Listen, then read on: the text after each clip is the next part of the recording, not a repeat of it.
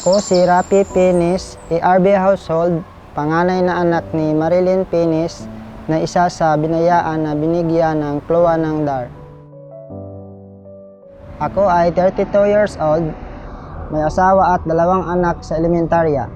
Mula sa aking pagkabata, pinag-aralan ko ang paggawa ng nito, placemat, tray at basket sa aking mga magulang.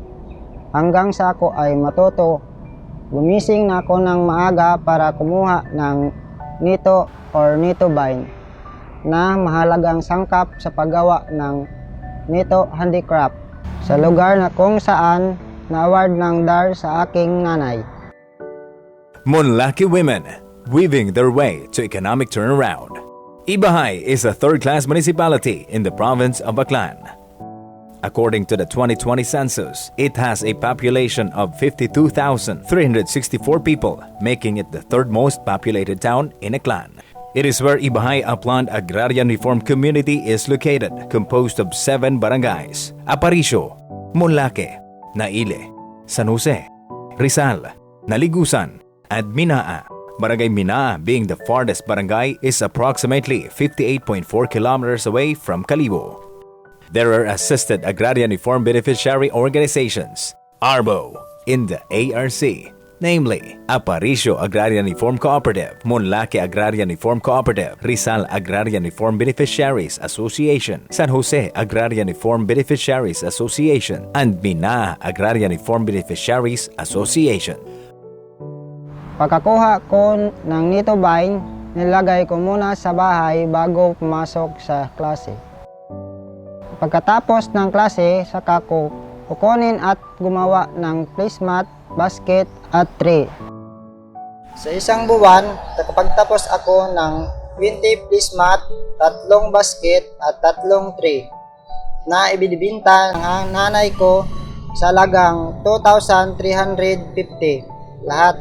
At iyon ang pinagkunan ko ng baon, pamasahe at matrikula hanggang sa napagtapos ako ng sekundaryang edukasyon.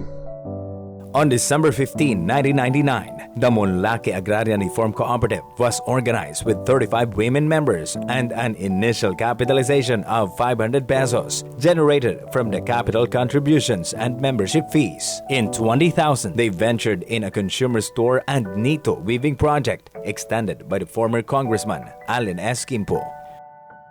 Ako si Arlene Batoy, 53 years old, may asawa ang may daywa ka mga unga. Isa ka manager it Monlaki Agrarian Reform Cooperative, Ibahay Aklan. Kang 2018, nagsugod Rubil Feed, programa at DAR. Gintukuran kami it processing center, agin training kami it iba pang madisenyo it nito. Awagon kami nagaagto sa manugbakal, kundi ro manugbakal gon ro nagapagapit iyakam. May lokal ag international. Sa makaron, Monlaki Agrarian Reform Cooperative hay may mabahugon nga kita. Ag nag-abo do membro. Salamat DAR Aklan. Monlaki ARC is a DAR-assisted ARBO. By the year 2001, the Nito Weaving Project was enhanced to provide income-generating projects for women. They sought assistance from NGO partners to produce coasters, fruit trays, and placemats. In 2006, Monlaki ARC received Capacity Development Assistance from DAR. The group registered with the Cooperative Development Authority, CDA, in June 15, 2012. Hindi ako nakapagtungtong ng kolehiyo dahil sa maaga kong pag-asawa. Pero pinagpatuloy ko pa rin ang gawaing ito hanggang pati asawa ko ay natuto na ring gumawa ng produktong ito. Noong 2018, binigyan ang kooperatiba Monlaki ARC Ibahay Aklan ng project ng BuildFed. Naisa ako sa aktibong membro nito. Nagpagawa ng processing center, display center at nagpa-online market pa. Dito naging masigasig ang aming paggawa dahil mayroon kaming sure buyer at marami nang nagka-interest sa produkto namin. Ako si Marilyn Pinis, 52 years old, isa ka nanay, ang may unga nga apat nga bilog nga kung siin hay roamon nga pangangitan-an hay amot imawro ga ubra it nito. Ag mabahog ita roamon pagpasalamat sa harangan nito nga kung siin hay mabahog ita nga bulig sa akon nga mga unga sa pagpaeskwela kanda. Ag mabahog ita roamon pagpasalamat sa Bilfid nga gintao kamon it dar nga kung siin nakatao kita kamon it mabahoy nga bulig. Salamat gid sa programa nga Bilpid itdar nga kami nga mga nanay nahabuligan. The Nito Craft is an existing livelihood project of the majority of now 108 members of Munlaki ARC. It was in 2018 that Munlaki ARC was targeted by DAR for the Village Level Farm Enterprises Development VELFED project.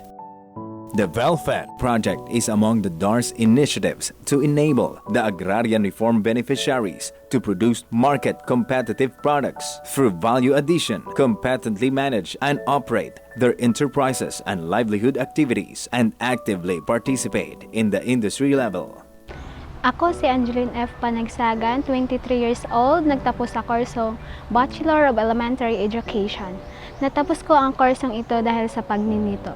Tinulungan ako ng aking mga magulang kung paano gumawa ng round placemat.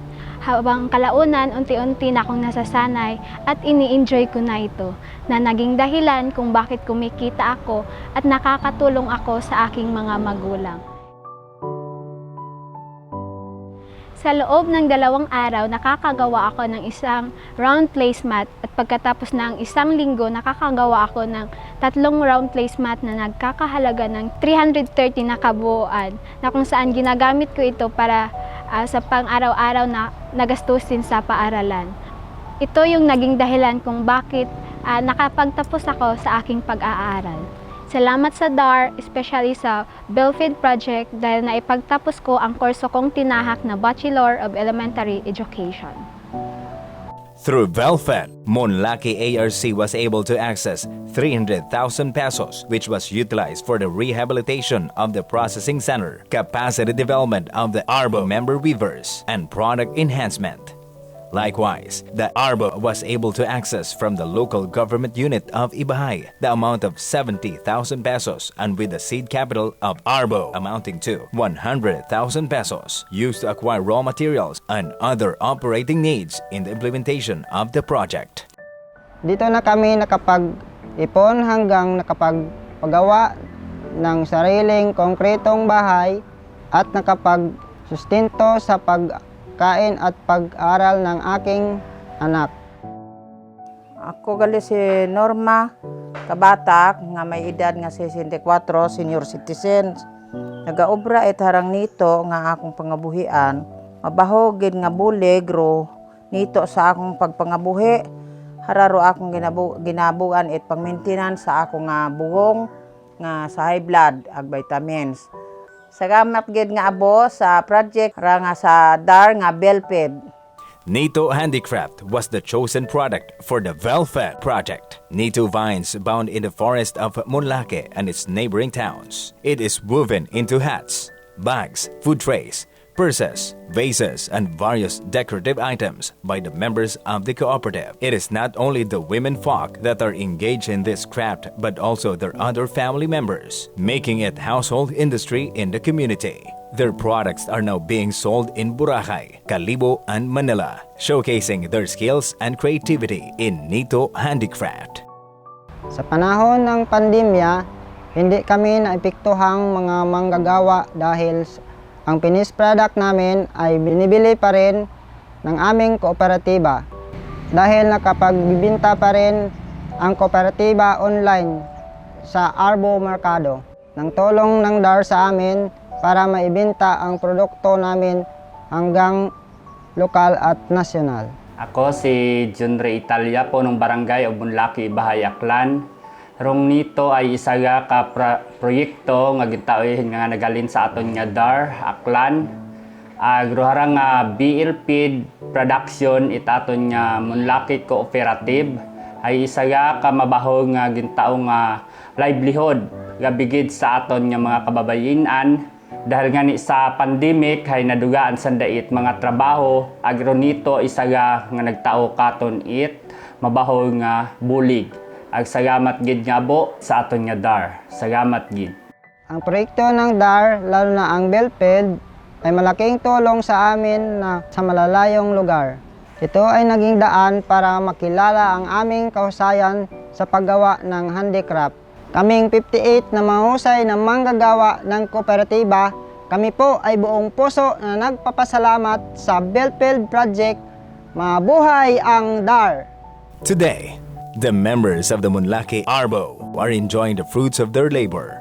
They now have a sustainable source of income. They are now able to afford to give their children a good education and send them to college and universities. Through Nito weaving, industry, hard work, and perseverance, the Munlaki ARBO were able to weave their way to turn around their economic prospects for the better. The future looks bright indeed for the Munlaki ARBO.